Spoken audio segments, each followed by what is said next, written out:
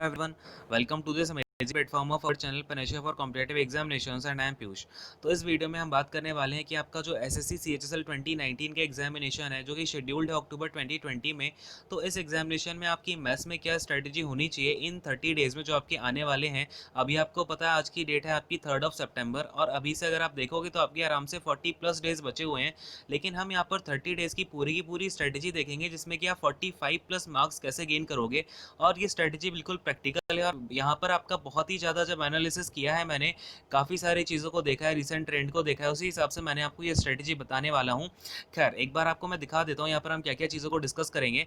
ये देखो test series वगैरह हो गई, माइंड मैपिंग हो गई, आपकी बुक्स कौन कौन सी रेफर करनी है, प्लानिंग क्या होगी।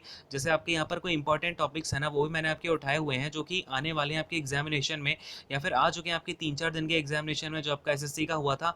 यहाँ पर मैंने इंपॉर्टेंट टॉपिक्स ले लिए, फिर आप यहाँ पर प्रैक्टिस कहाँ से करो, क्या क्या चीज़ें आपके लिए बहुत इंपॉर्टेंट होने वाली हैं और फिर आप बुक्स कौन सी फॉलो करोगे या फिर आपका इसके बाद में क्या शेड्यूल होना चाहिए इन 30 डेज़ का, आपको कितने घंटे पढ़ना है, क्या क्या पढ़ना है, ये सारी की सारी चीज़ें मैं आपको इस वीडियो में बताऊंगा। तो बड़े आराम से आप बैठ जाओ और यहाँ पर अगर आप सोच रहे हो कि 10-15 मिनट की कोई वीडियो होगी तो ये नहीं होने वाला है। आपको मैं बहुत ही डिटेल्ड स्ट्रेटजी दूंगा और अगर आप ये स्ट्रेटजी फॉलो करते हो तो बड़े आराम से 45 हो ही जाएंगे। अगर आपने अभी तक बहुत अच्छे से ही पढ़ाई नहीं की है लेकिन अगर आप इन 30 डेज़ में अच्छे से मेहनत कर लोगे ना, तो आपके अगर आपने कुछ भी नहीं पढ़ा है, लेट्स से आपको बस बेसिक्स पता है और आपने ज़्यादा कुछ पढ़ा नहीं है इस एग्जामिनेशन के लिए, तब भी आप 40+ मार्क्स आराम से गेन कर ले जाओगे। और जो बच्चा पहले से पढ़ रखा है यानी कि जो पहले से फॉलो कर रहा है चैनल को हमारे, और मैंने आपको जो चीज़ें कराई अभी तक आपने उन चीज़ों को भी कंप्लीट कर लिया है ना, तब तो आपके आराम से इस स्ट्रेटजी को फॉलो करके 45+ मार्क्स तो गेन आराम से हो जाएंगे। ठीक है, लेकिन ऑनेस्टली आपको इन चीज़ों को प्रिपेयर करना पड़ेगा जो भी मैं आपको बता रहा हूँ। ठीक है, और बड़े आराम से चीज़ों को सुनना, कहीं भी स्किप मत कर देना। ठीक है, कोई भी पार्ट आप यहाँ पर स्किप ना करें। चलो, अब देखो सबसे पहली बात मैं अगर आपसे बात करता हूँ कि आपके पास एडवांटेज क्या है, जो आपके बचे हुए कैंडिडेट्स हैं उनके पास क्या एडवांटेज है। तो सबसे पहला एडवांटेज आपके पास में, सारे के सारे बच्चों के पास था ये एडवांटेज, लेकिन जिन बच्चों का पहले हो गया एग्जामिनेशन उनके पास इतना टाइम नहीं था कि वो ये सारी चीज़ें प्रिपेयर कर पाएँ। तो पहली बात तो ये है कि आपके 18 सेट हो चुके हैं सीजीएल के, तो आपके पास पहला एडवांटेज तो ये हो गया। दूसरा एडवांटेज आपका 17th, 18th और 19th इन 3 दिन के एग्जामिनेशन हो गए, यानी कि यहाँ पर आपके जितने भी क्वेश्चंस थे वो उनका पैटर्न हमें पता चल चुका है, यानी कि जो मेमोरी बेस हमें पता चले हैं वो सारे के सारे क्वेश्चन का हमें यहाँ पर पैटर्न पता चल गया। एक हमें यहाँ पर ये पता चल गया कि इस तरीके से क्वेश्चंस आने वाले हैं। तो ये सारी चीज़ें मैं आपको बताऊंगा आपको इस एडवांटेज को कैसे गेन करना है और आप इस एडवांटेज का फ़ायदा कैसे उठाओगे। ठीक है, चलो अब देखो यहाँ पर आपको मैथमेटिक्स को माइंड मैप्स की हेल्प से किस तरीके से आप टैकल करोगे, यहाँ पर हम इन पॉइंट्स को भी डिस्कस कर रहे होंगे कि यहाँ पर आपका जो माइंड मैप्स का मैंने यूज़ आपको जीके में बताया था, जीएस वाली जो आपकी स्ट्रेटेजी वाली वीडियो है बहुत ही बढ़िया है, वो आप एक बार जरूर देखना। उसमें 100+ मिनट्स की वो वीडियो है और उसमें मैंने आपको हर चीज़ खोल के दिखाई हुई है, तो आपको वो वीडियो तो आप जरूर देख लेना। ठीक है, तो यहाँ पर फिलहाल हम इस वीडियो में बात करेंगे कि आपको माइंड मैप का यूज़ कैसे करना है मैथमेटिक्स में। ठीक है, चलो अब एक बार फटाफट से शुरू कर लेते हैं। एक बार आप देख लो पॉइंट हम इसमें क्या क्या कवर करेंगे। सिलेबस हो गया आपका इंपॉर्टेंट टॉपिक जो कि आपके एग्जामिनेशन में आजकल पूछे जा रहे हैं और जिसका हम लोगों ने काफ़ी एनालिसिस किया है रिसेंट ट्रेंड पर। ठीक है, और आपको बुक्स कौन कौन सी रेफर करनी है, माइंड मैपिंग का यूज़ कैसे करोगे और आपकी हम क्या प्लान कर रहे हैं आपके लिए, और आप इस चीज़ को कैसे यूटिलाइज कर सकते हैं, जो भी चीज़ें आपको प्रोवाइड करेंगे उसका आप कैसे यूटिलाइज करोगे। ठीक है, और आपको टेस्ट सीरीज कौन कौन सी फॉलो करनी है, इसके अलावा इन 30 डेज़ का आपका शेड्यूल क्या होना चाहिए, आपको इन 30 डेज़ में किस तरीके से तैयारी करनी है, कितने आवर्स आपको देने चाहिए। ठीक है, तो ये सारी की सारी चीज़ें हम यहाँ पर देखेंगे। तो सबसे पहले अगर मैं मैथमेटिक्स की बात करता हूँ तो आपके पास में मैंने यहाँ पर 7 आपके सेक्शंस मैंने तोड़ दिया है। ठीक है, जो सेक्शन से आपसे क्वेश्चन ज़्यादा पूछे जा रहे हैं उनके मैंने यहाँ पर 7 टोटल सेक्शंस बना दिए हैं और यहाँ से आप एक दो दो क्वेश्चन जो है बड़े आराम से पूछे जाएंगे। ठीक है, तो सबसे पहले नंबर सिस्टम की अगर मैं बात करता हूँ तो आपको यहाँ पर होल नंबर वगैरह के बारे में जो इंपॉर्टेंट टर्म्स है कि होल नंबर क्या होता है, नेचुरल नंबर क्या होता है, बस ये यहाँ पर आपको पता होने चाहिए। और यहाँ पर आपको फैक्टोरियल थ्योरम वगैरह हो गई वो थोड़ी सी आप देख लेना। ठीक है, उसके ऊपर क्वेश्चन आने लग रहे हैं। इसके अलावा डेसिमल और फ्रैक्शंस को देख लेना और नंबर्स के बीच में रिलेशनशिप क्या है। जैसे आपका एलसीएम एचसीएफ का वाला केस हो गया तो उसमें आपका एलसीएम इंटू एचसीएफ क्या होता है भाई, इक्वल टू में first number into second number होता है। इस तरीके के जितने भी रिलेशंस है ना वो भी आपको आने चाहिए। बॉडी मास हो गया आपका। इसके अलावा सबसे इंपॉर्टेंट इसमें आप जो सबसे ज़्यादा तवज्जो देंगे वो किसको देंगे भाई, डिविजिबिलिटी रूल्स को। डिविजिबिलिटी रूल्स के क्वेश्चंस जो है आपको बिल्कुल बहुत अच्छे से करने आने चाहिए और इसकी मैंने ऑलरेडी आपको करा, जैसे मैंने आपको अभी जो एसएससी सीएचएसएल मैथ्स का क्रैश कोर्स कराया था उसमें मैंने आपको हर सेट में डिविजिबिलिटी के 1 से 2 क्वेश्चंस कराए हुए हैं। ठीक है, और वो एग्जामिनेशन में जरूर फंसेंगे, तो आपको डिविजिबिलिटी रूल पर अच्छा खासा ध्यान देना है। ठीक है, अब देखो दूसरा सेक्शन है अपना फंडामेंटल अरिथमेटिकल ऑपरेशन।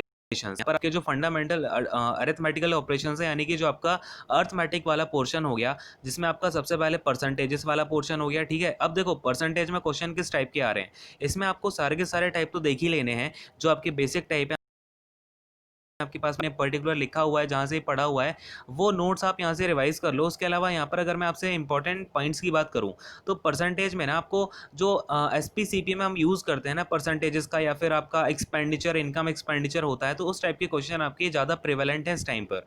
तो इस टाइप के क्वेश्चन को आप बहुत अच्छे से देख लेना। इसके अलावा अब आपका आता है रेशियो एंड प्रपोर्शन। तो रेशियो प्रपोर्शन में आपका ज़्यादा कुछ खास क्वेश्चन नहीं आ रहे हैं, लेकिन पार्टनरशिप से क्वेश्चन अच्छे पूछे जा रहे हैं आजकल, और मैं आपको इसके ऊपर अलग से प्रैक्टिस भी कराऊंगा पार्टनरशिप के ऊपर। तो ये आप जरूर देख लेना है। पार्टनरशिप हो गया, इसमें आपका कॉइन्स हो गया, ठीक है। तो इसमें आपको ये दो तीन चीज़ें बहुत ही अच्छे से देख लेनी है, ऑलराइट। और रेशियो प्रोपोर्शन में आपका मिक्सचर एंड एलिगेशन हो गया, तो उसमें आपको बेसिक यूज आना चाहिए। कि सीएचएसएल में वैसे क्वेश्चंस आते नहीं है, लेकिन कभी कभार आ भी जाते हैं, तो हो सकता है कि आपके एक आध सेट में ये क्वेश्चन फंस जाए। किसका? मिक्सचर और एलिगेशन का। तो मिक्सचर एलिगेशन का जो आपका बेसिक यूज होता है वो आप देख लेना, ठीक है। इसके बाद में आपका स्क्वायर रूट्स हो गए। स्क्वायर रूट में आपका बेसिक निकालने आने चाहिए, और इसमें ज़्यादा कुछ है नहीं। इंडेक्स एंड थर्ड वाले स्क्वायर रूट भी आप देख लेना कैसे निकाले जाते हैं, ठीक है। ज़्यादा डिटेल में नहीं जाना है इसमें, ठीक है।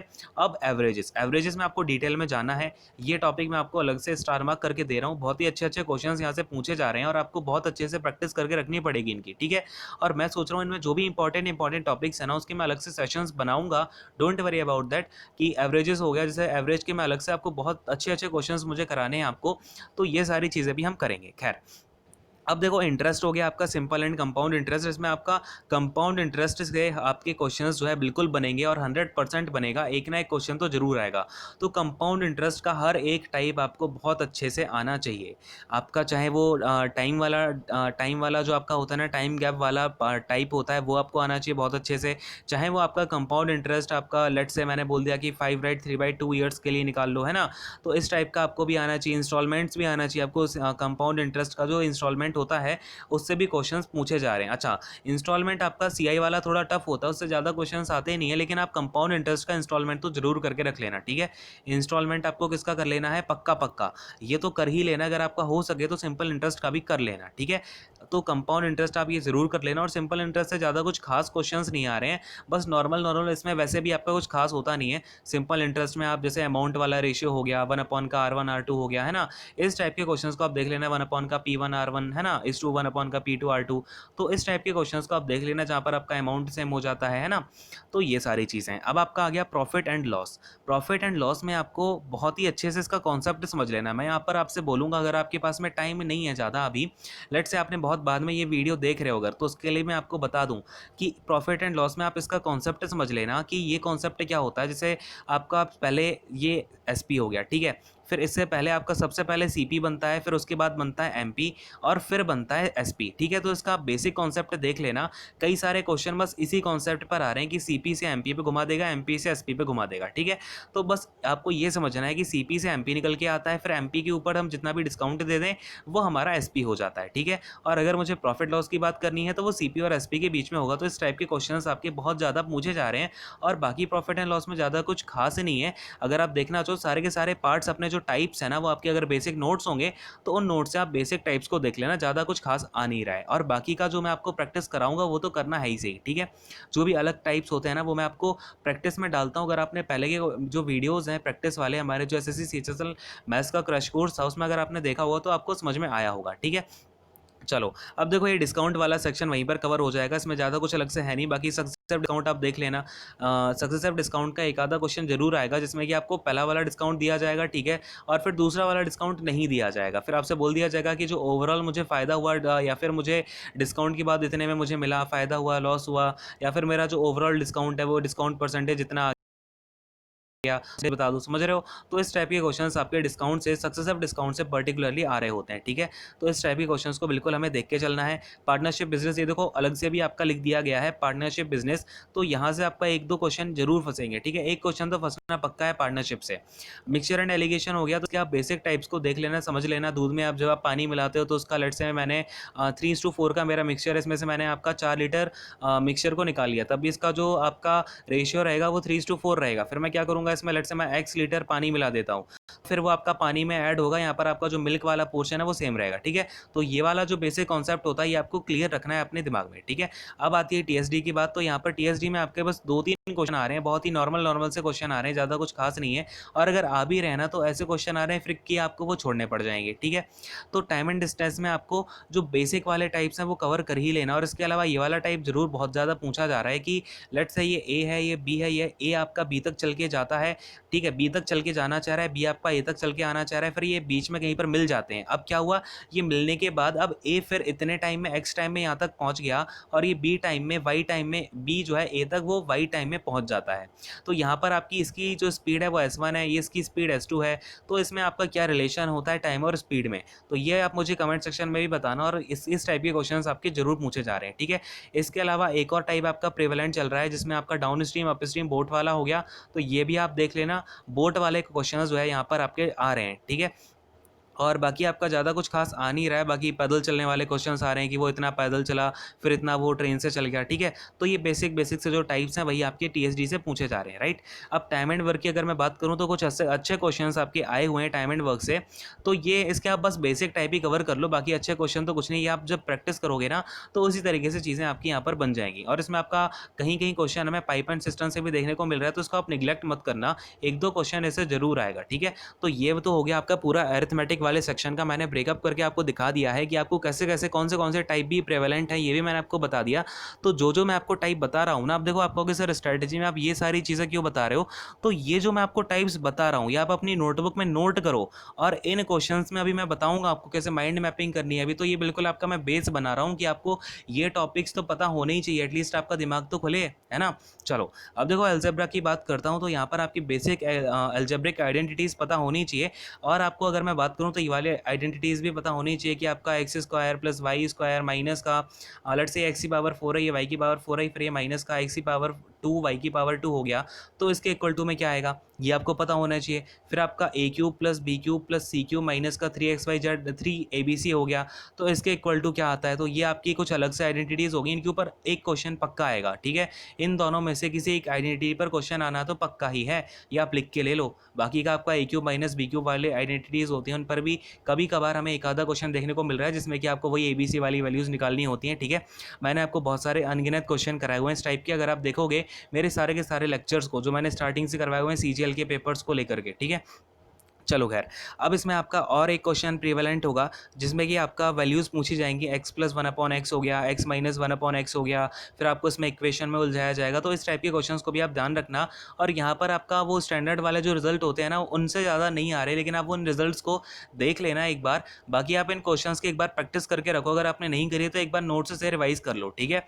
दिए गए जो भी मैं आपको टाइप्स बता रहा हूँ ना ये आपको कर ही लेने हैं रिवाइज, आई बात समझ में। और अभी मैं ये भी बताऊँगा आपको मैं टाइम लिमिट कितनी देने वाला हूँ इन सारी की सारी चीज़ों को रिवाइज करने की, ठीक है। अब आते हैं हम अपने ज्योमेट्री पर। बहुत ही अच्छा ये सबसे फेवरेट जो है टॉपिक है हमारा पूरी की पूरी मैथमेटिक्स में, क्योंकि इसी में आप अपनी जो है पूरी की पूरी क्रिएटिविटी दिखा सकते हो। देखो इसमें आपका सबसे पहली बात बताऊं तो इसमें आपको ट्राइंगल जो हो गया ना, ट्राइंगल का आपको सब कुछ पता होना चाहिए। अगर आप CHSL का एग्जाम देने जा रहे हो तो आपको ज्योमेट्री में ट्राइंगल्स के बारे में सब कुछ आना चाहिए। सिमिलरिटी हो गई, कॉन्ग्रुएंसी हो गई, साइन कोसाइन रूल तो ज़्यादा आता नहीं है लेकिन आप एक बार देख लेना, ठीक है। साइन रूल कैसे लगाते हैं हम, कोसाइन रूल कैसे लगाते हैं, सिमिलरिटी हो गई आपकी और कॉन्ग्रुएंसी होगी, ठीक है।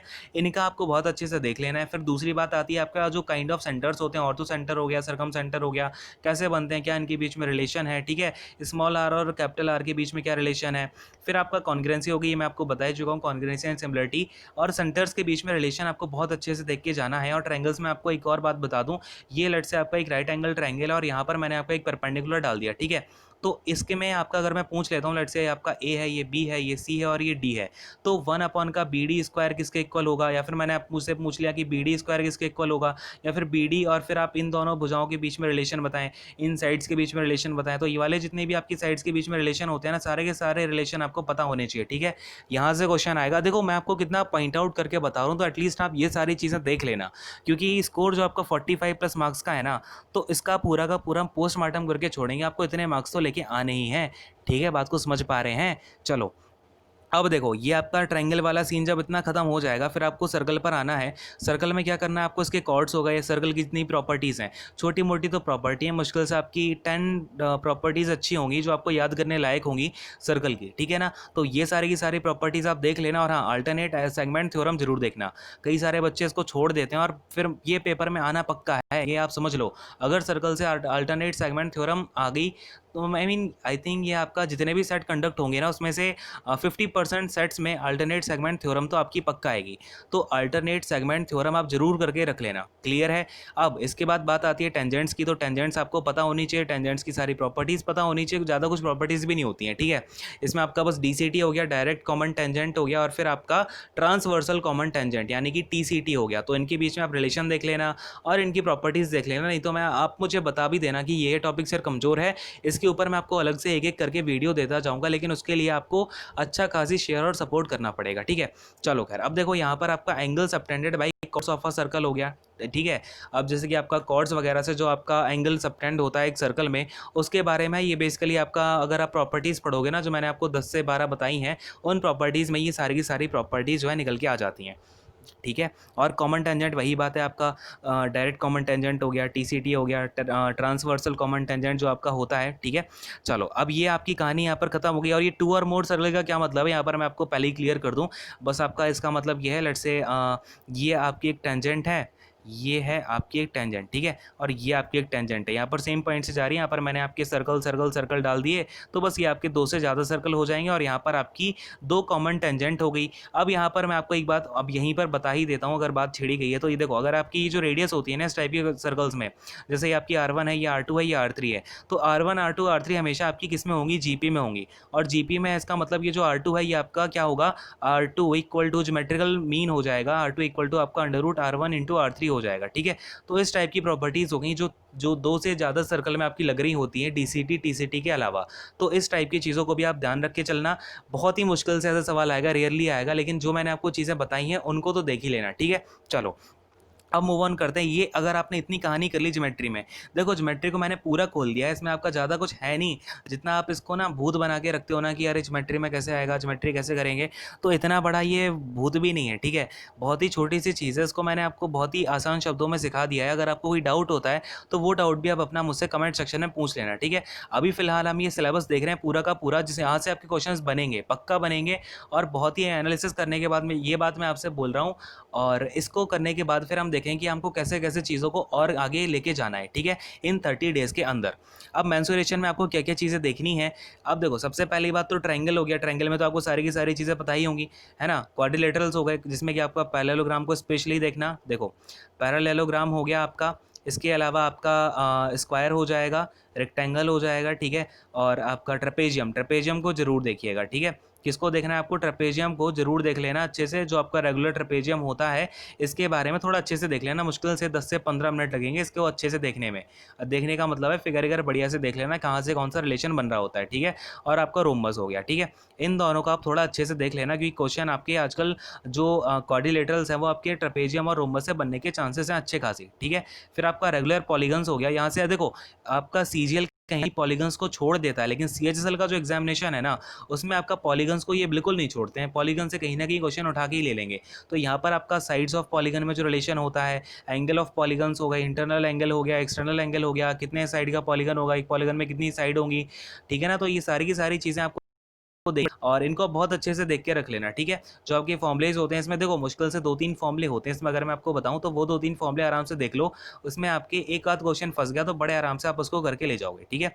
सर्कल का बेसिक सा यूज़ है, यहाँ पर कुछ खास होता नहीं है।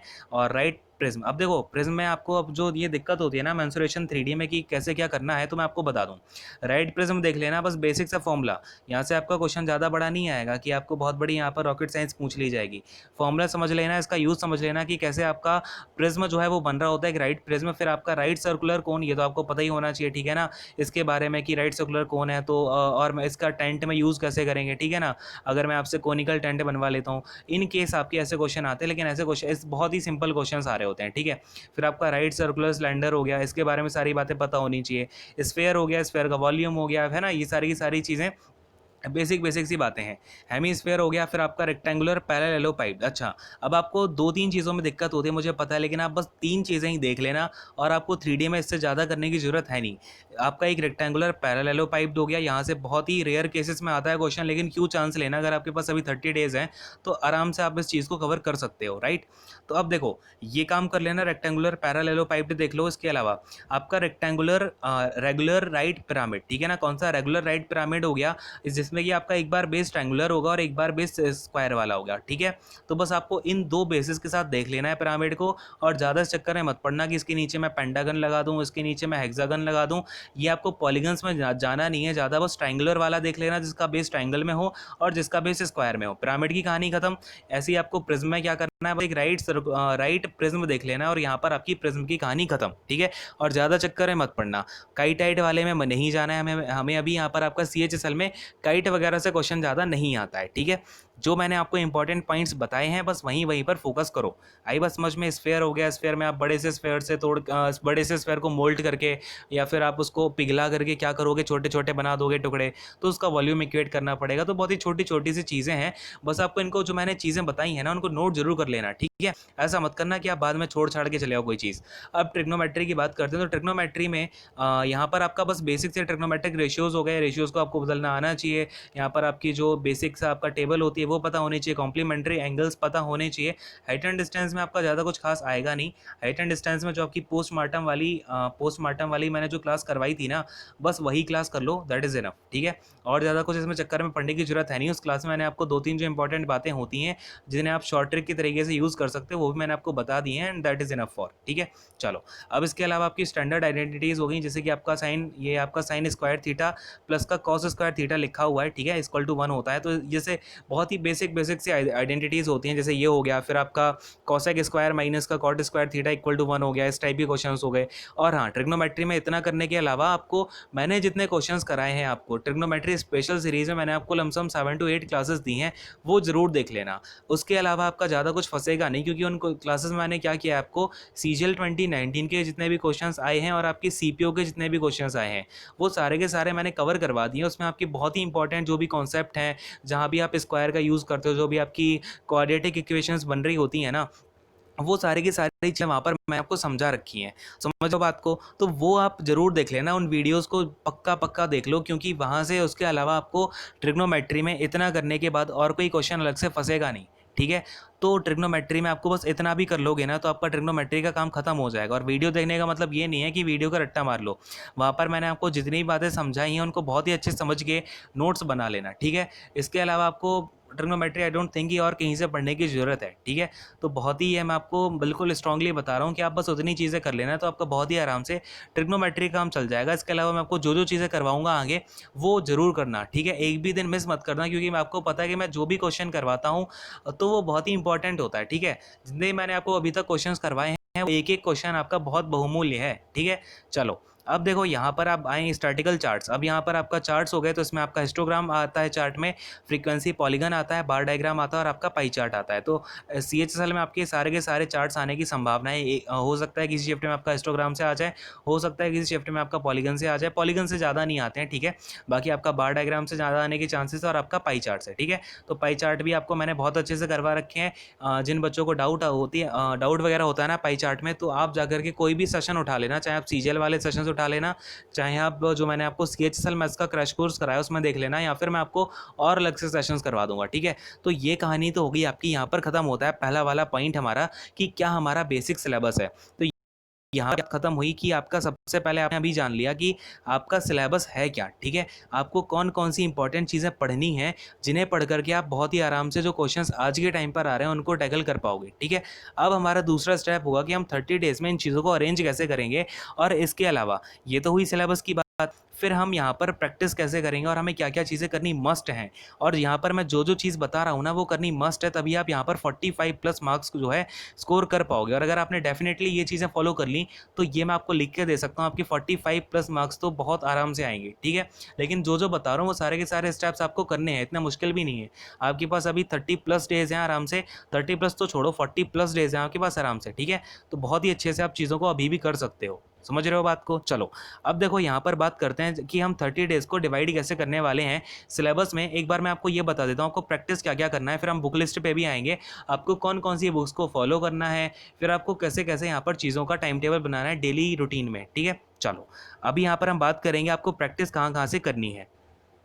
तो प्रैक्टिस में आपके सामने तो आपके पास सीन है ना कि आपके पास 3 दिन के पेपर्स होंगे, यानी कि आपका जो 17, 18, 19 का एग्जामिनेशन हो चुका है, उसके क्वेश्चंस आपके पास कैसे पहुंचेंगे। अब देखो, जितने भी आपके अभी तक क्वेश्चंस कंडक्ट हुए हैं आपके 17th, 18th और 19th मार्च का जो एग्जामिनेशन हुआ है ना, इन एग्जामिनेशन में आपके टोटल 9 शिफ्ट कंडक्ट हुई हैं और इन 9 शिफ्ट में आपके जितने भी वैलिड क्वेश्चंस यानी कि जितने भी आपके मेमोरी बेस्ड क्वेश्चन बाहर आए हैं, उन सभी के सभी क्वेश्चंस की हम लोग जो है एनालिसिस कर रहे हैं और उन क्वेश्चंस को जो वैलिड क्वेश्चंस हैं वो सारे हमने कलेक्शन किया हुआ है और वो सारे के सारे क्वेश्चंस मैं आपको कराऊंगा और लमसम इनमें से आपको हर शिफ्ट में से 15 से 20 क्वेश्चन जो है बहुत ही जो आपके जेन्युइन क्वेश्चंस हैं वो हम यहाँ पर कलेक्ट कर चुके हैं और वो क्वेश्चंस मैं आपको जरूर कराऊंगा। और देखो मैथ्स में होता क्या है कि सारे के सारे क्वेश्चंस बच्चों को याद नहीं रहते हैं और कुछ क्वेश्चंस का उनको टाइप पता होता है कि सर इस टाइप का क्वेश्चन आया था, तो उस टाइप के क्वेश्चंस को हम यहाँ पर आपको डिस्कस कराएंगे। डोंट वरी अबाउट दैट, वो सीरीज में आपको स्पेशली अलग से कराऊंगा कि ये आपके जितने भी क्वेश्चंस है वो आपके 17, 18, 19 में आए हुए हैं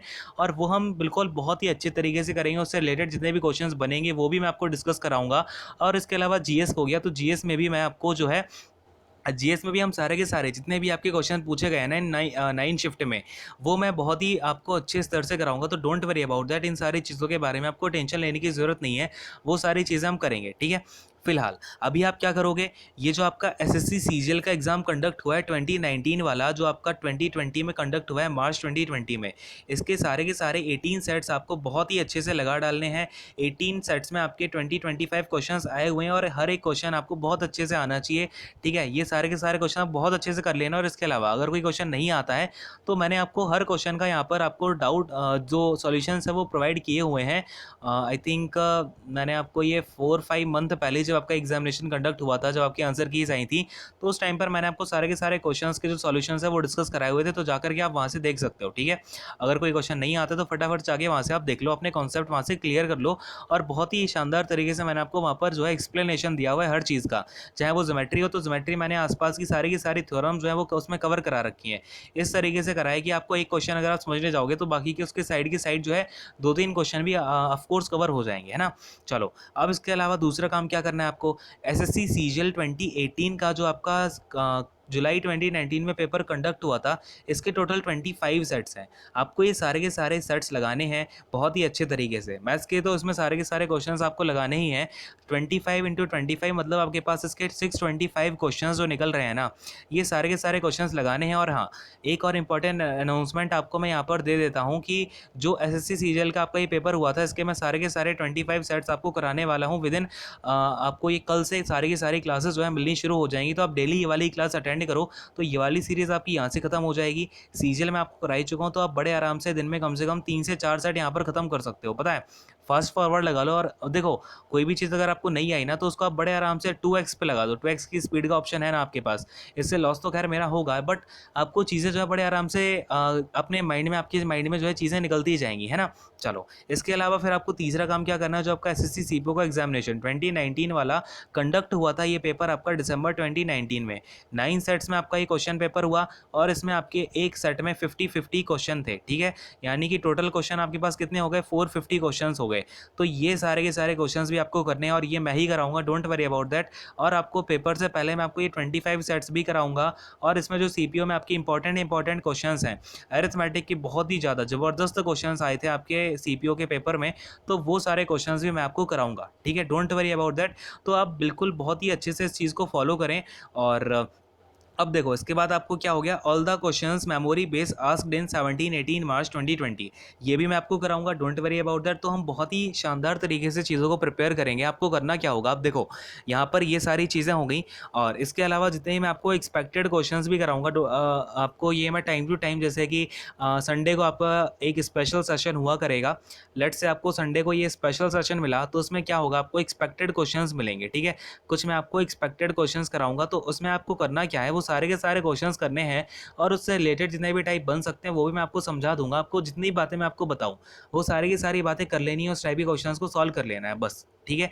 इतना सा काम आप जो है करते जाना। और अब देखो, अब अपने पास कितने हैं, 30 डेज हैं। इसका मैं आपको ब्रेकअप करके दिखाता हूँ कि इन 30 डेज में आपको कैसे कैसे इन चीज़ों को करना है। सबसे पहले मैंने आपको जो इंपॉर्टेंट टॉपिक्स और सिलेबस बताया है, जो ये पूरा का पूरा सिलेबस आपका कंप्लीट हो जाना चाहिए, ठीक है। पूरा सिलेबस आपको 15 डेज में कंप्लीट करना है, रिवाइज करना हो रिवाइज करो। जहाँ से चीज़ें नहीं आपको नहीं आती हैं जो चीज़ें, वो आप मुझे कमेंट सेक्शन में बताओ कि ये सर नहीं आता है, ये वाला टॉपिक नहीं आता है पर्टिकुलर, तो वो मैं आपको अलग से बता दूंगा। जैसे डिविजिबिलिटी रूल्स हो गए, अगर आपको नहीं आते हैं तो वो मैं आपको अलग से वीडियो बना के समझा दूंगा कि भाई ऐसे ऐसे क्वेश्चन आ रहे हैं और आपको इस तरीके से जो है प्रिपरेशन करनी है, ठीक है।